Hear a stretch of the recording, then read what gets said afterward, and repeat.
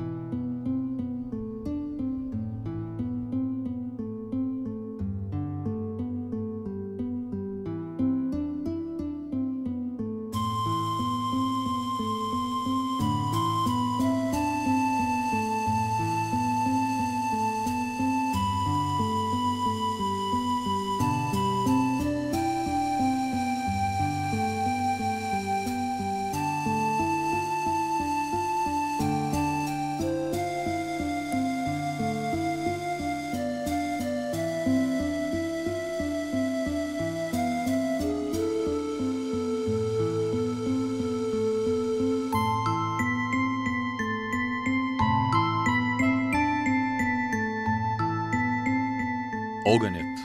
Пред него се прекланяло древното тракийско племе Кробози, живяло по земите край Шумен преди хилядолетия. С култа към огъня е било свързано и погребението на траките. Те отдавали почет към по-знатните представители на своето племе, като изграждали гробници. Две от тези гробници са открити край шуменското село Ивански. Тук някога са извършвани жертвоприношения, придружени с игри и състезания.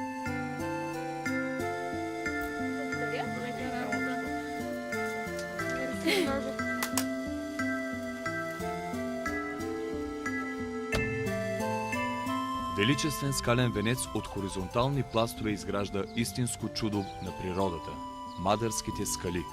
Вертикалните откоси, издигащи се като крепостни стени на равнината, са привличали хората още от дълбока древност. И до днес се вярва, че водата, стичаща се по скалите, има лечебна сила. Чудната природа и магнетизмът на Мадъра я прави духовен център на езическа България. По-късно през средновековието в недостъпните скали са издълбани скални църкви и килии, обитавани от монаси-очелници, а на самия ръб на платото е построена крепост.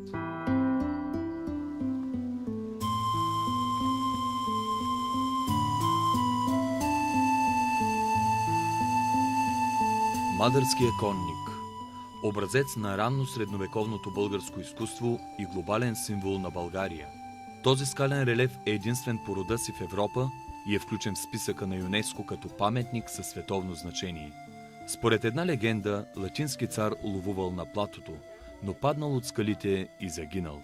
Неговите близки го увековечили, като поръчали на майстор да изсече образа му на скалата. Изображението на конника се свързва още и с някои от първите български владетели, както и с върховния бог на прабългарите – Тангра.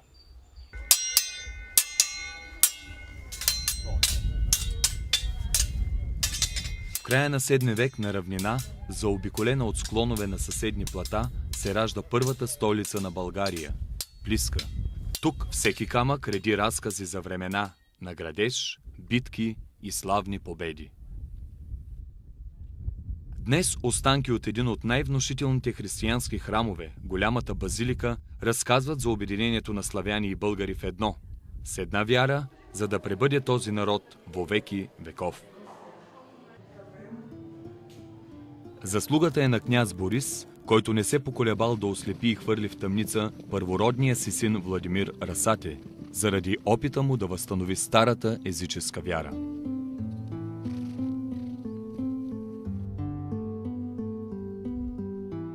Времето е пресушило този кладенец, но не е успяло да заличи останките от великата столица на България – Преслав. Град, който цар Симеон строи цели 28 години, за да влезе в златните страници на българската история. Монументалните сгради на големият и западния дворец се издигали на високо плато. До тях се намирала Златната църква – бисерът на Преслав. Блестящ паметник на църковната архитектура, образец на изящество и строго величие. Разказът за Златния век на България се допълва от експонатите в музея. Открито случайно преди повече от четвърт век, Преславското съкровище и до днес е една от най-богатите и бляскави находки на българското средновековие. Иконата на свети Теодор и керамичния иконостас са доказателство за вкус към сложни стилове и многоцветия. Един от символите на Шумен, паметник, създатели на българската държава, увековечава образите на средновековните български владетели и времето на развитие и възход на българската държава в периода от 7 до 10 век. Тук се намира най-голямата в Европа мозайка триптих на открито.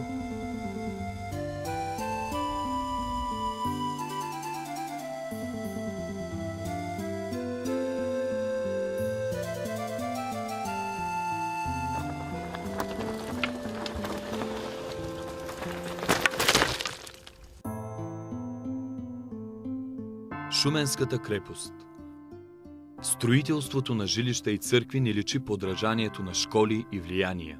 Новите строежи са издигнати върху пепелища и останки от древни селища, църкви и кули от различни епохи. В каменното й чело са се разбивали вълните на не един завоевател.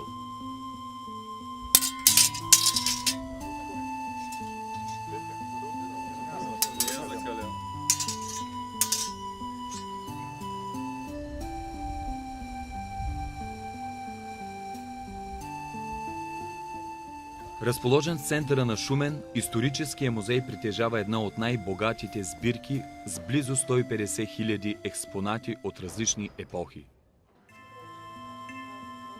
Тук има обособен и нумизматичен отдел, в който са подредени екзагии, оловни пломби, форета, златни монети и печати.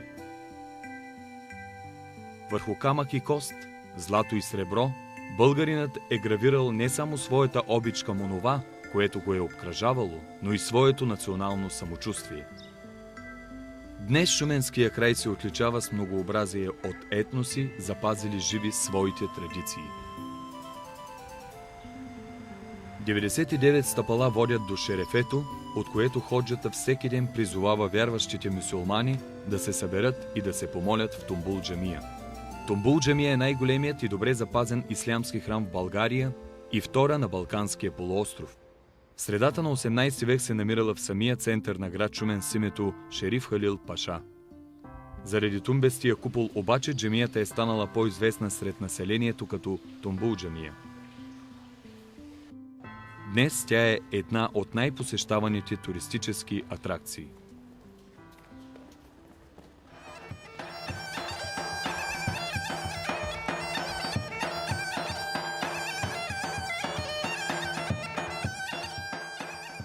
Тежката мантия на петвековното робство не успява да сломи българския дух и да заличи културата и традициите му. Шумен е един от градовете с най-голям принос за духовното възраждане и израстване на българщината. Създал условия за творчество на бележити българи. Един от тях е Добри Войников, възрожденски учител, писател-драматург, общественик и журналист, основоположник на българския театър, създател на оркестър. Автор е на исторически пиеси, а неговата комедия «Криворазбраната цивилизация» е актуална и се играе и днес в българските театри.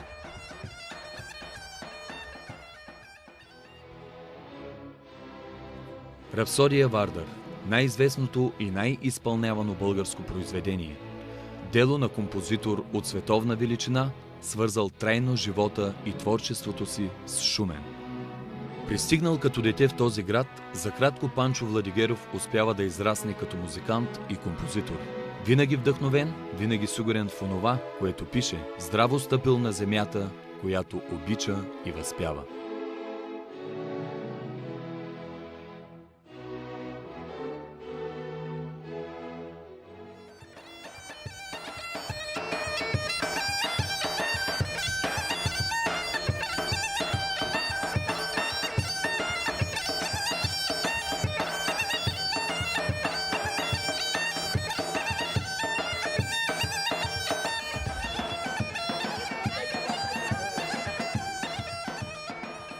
Колко ли време е нужно, за да се насладиш изцяло на таинството и магнетизма на Шуменския край?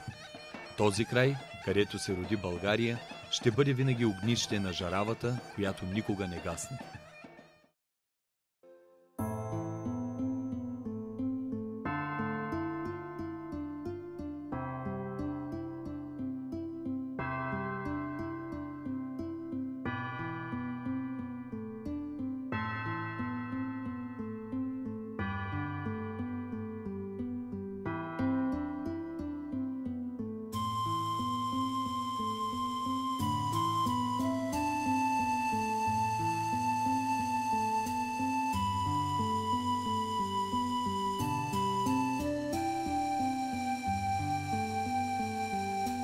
Не пропускайте шанса да се докоснете до хилядолетия, уникална история и култура.